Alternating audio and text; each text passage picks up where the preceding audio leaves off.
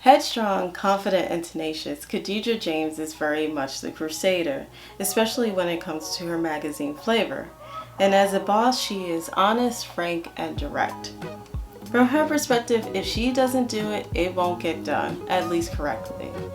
And why shouldn't she feel this way, considering that it's this drive for excellence that has moved her from being the child of a single mother in the projects to the owner and self-publisher of a magazine that will go on to be award-winning?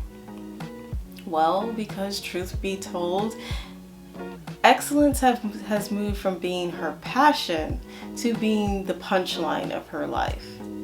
So while Khadijah starts off the run of living single, being thoroughly consumed with making her way in the world and being mother to everyone, to learning that as long as she's got her girls to her left and her right, everything's going to be A-okay. This is my take on how Khadijah James learned to put one particular lady, that being herself, first.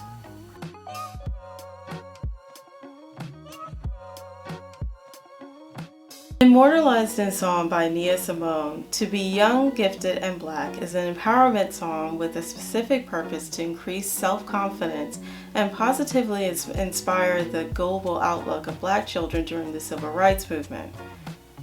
From the country's earliest days, African Americans have embodied the qualities of innovation, risk-taking, and determination to forge a path towards a better life, often while owning their own businesses. As seen on TV shows like The Jeffersons and with career woman characters like Nurse Julia Baker in Julia and The Cosby Show's Claire Huxtable, the ladies of Living Single became the cultural touchstone for Black Gen Xers that had now come of age. Khadijah also fulfills the promise of the cultural roles that Queen Latifah calls for offspring. As part of the late 1980s groundbreaking hip-hop sisterhood that included artists like Salt and Pepper, MC Lyte, and Monie Love, Latifah's politicized music and lyrics, notably her debut album Ladies First, suggests that African American women specifically should be venerated and respected. More importantly, as a character, Khadijah challenges high culture with street culture by creating flavor. Khadijah's mission becomes twofold. Number one, to manage a successful Black magazine, and number two, to have a positive effect on her own community. A mission she takes very seriously.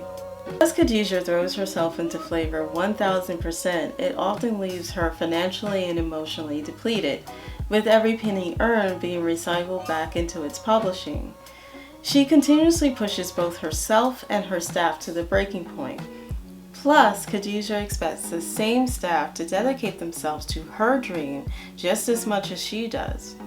Having built flavor from the ground up, she edits, manages, writes, supervises each issue, and doesn't go to bed until flavor goes out to press.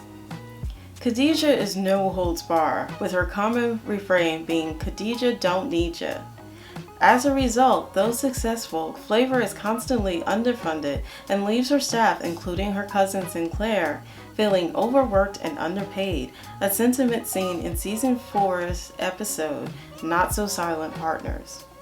At this point, Khadijah has already seen her staff through several scrapes, and Flavor's readership is growing, but not fast enough.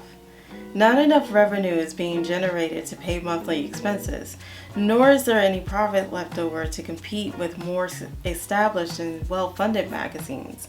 Once again, Flavor seems on the verge of completely collapsing. Enter Jeremy Mills of Majestic Publishing. Though just a year before Jeremy tried to put her out of business, he seizes this opportunity to add Flavor magazine to his expanding publishing company.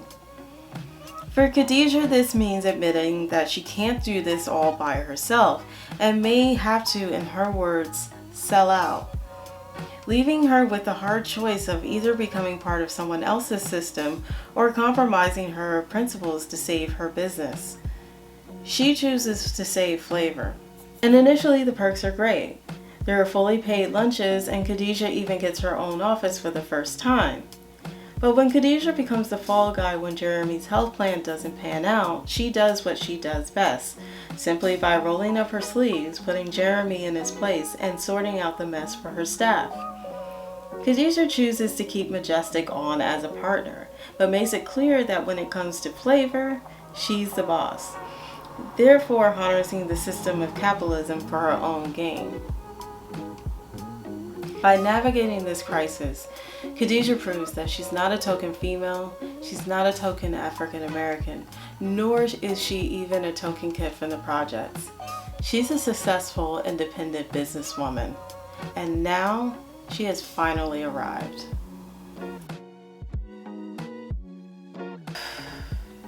Though Khadijah is married to her magazine Flavor, Terrence Scooter Williams is her lover. At first glance, they seem like the perfect match. He has been her best friend since childhood and a constant presence in her life. They are both ambitious, creative, married to their jobs, and after a night of some good nookie, realize that they have an intense sexual chemistry. But season after season, they come together only to break up again. So what gives? Well, just as opposites attract, sometimes a couple containing two similar people can only repel one another. And being that both Scooter and Khadijah are nurturing by nature, the fight seems to be that they can never agree on how things should be done. Almost like two bears wrestling for dominance. She's stuck in place in Brooklyn building up her magazine while he's constantly on the road with his career in music, which leaves their relationship feeling more like an affair than a romance. And when it comes to their friends, Mama Bear Khadijah is always ready to charge in and protect her cubs, while laid-back Papa Bear Scooter would rather just move them out the way. Interestingly enough, it's this time apart that allows this couple to grow.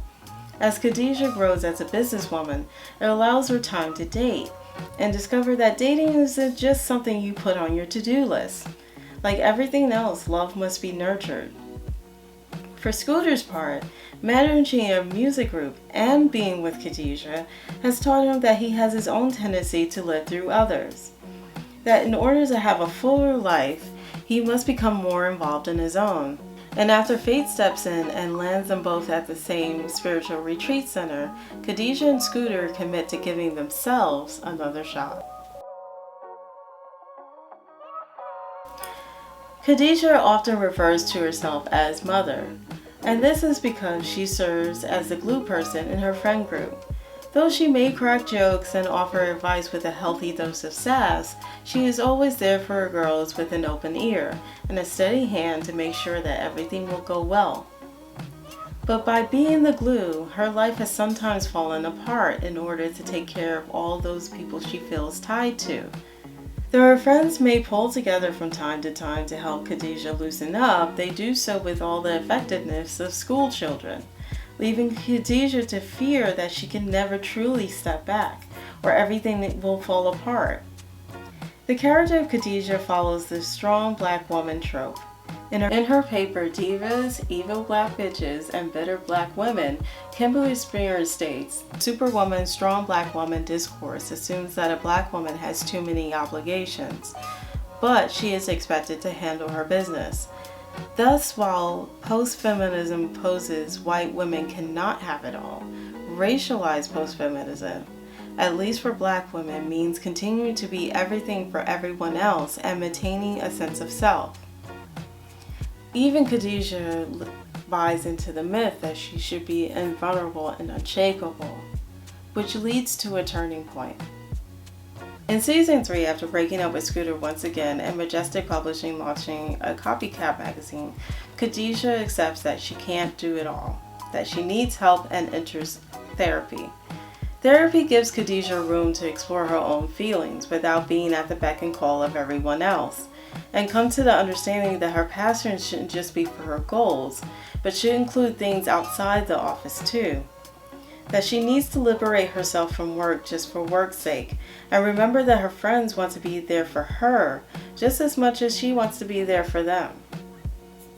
After being self-reliant for so long, Mother Khadijah learns to finally take care of herself so that she can truly step away.